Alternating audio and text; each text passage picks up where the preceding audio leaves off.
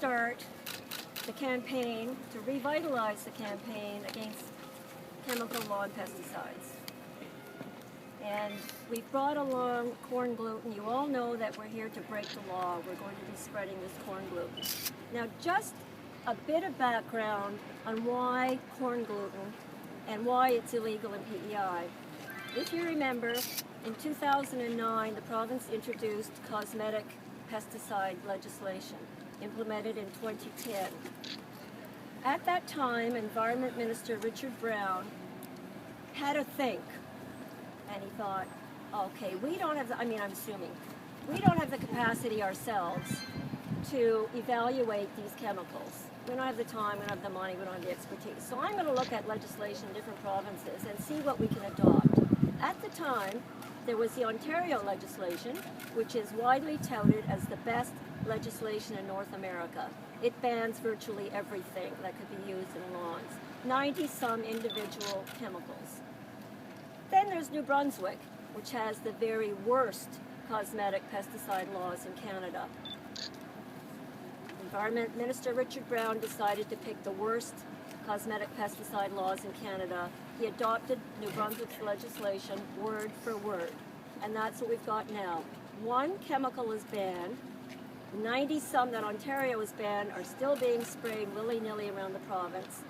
But in this sweep of banning the one chemical, our government also banned some chemicals that other governments are very much promoting as non-toxic alternatives. If you look on their website, say in Ontario, you'll see corn gluten is promoted as an alternative weed killer. It works by inhibiting the germination of weed seeds in the spring and the fall when they want to germinate. They did that because rather than banning chemicals one by one the way Ontario did, they banned one chemical, but then decided they would ban some others by their physical characteristics. So what they did was say, we're banning all granular pesticides. And that was an effort to get rid of the weed and feed products that contain the 2,4-D, which is the chemical PEI has banned. In the process, corn gluten is classed by the federal government as a granular pesticide. So all of a sudden, corn gluten is on the list of banned products in PEI. The government also did the same thing for iron, which is used to kill moss in lawns. It's banned in PEI. And iron, it's the same iron as you buy in the drugstore as a supplement. They also banned certain products that contain fatty acids to kill weeds. That's essentially soap. So we've got 90-some toxic chemicals still allowed in PEI and a certain number of non-toxic alternative products banned. So we're not here today specifically to get corn gluten off the banned list and go home and be happy. We're here today, of course, to get corn gluten back on the list of approved products, but we're here to revitalize our campaign. Many, many people worked very hard over the last few decades. I know I made my first presentation to government in 1991. Many people worked very hard in the lead up to a ban, and Richard Brown made a lot of noise about bringing in a ban. We were very confident.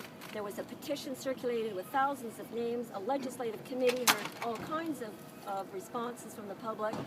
But then Richard Brown completely and utterly betrayed everyone. And a lot of people who worked very hard felt like they'd been kicked in the guts, and they went home demoralized and exhausted. It's been 4 years. It's time to lay this thing to rest, stick a nail in its heart, and let's be done with it and move on.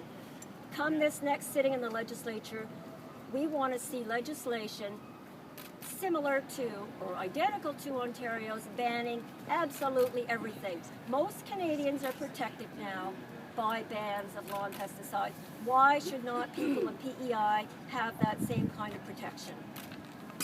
Manitoba is the most recent province to implement a ban, and just let me read to you what their minister, their counterpart to Minister of Environment Janice Sherry said on Earth Day when they brought in that legislation. Their Minister of Conservation and Water Stewardship said, Manitoba families want their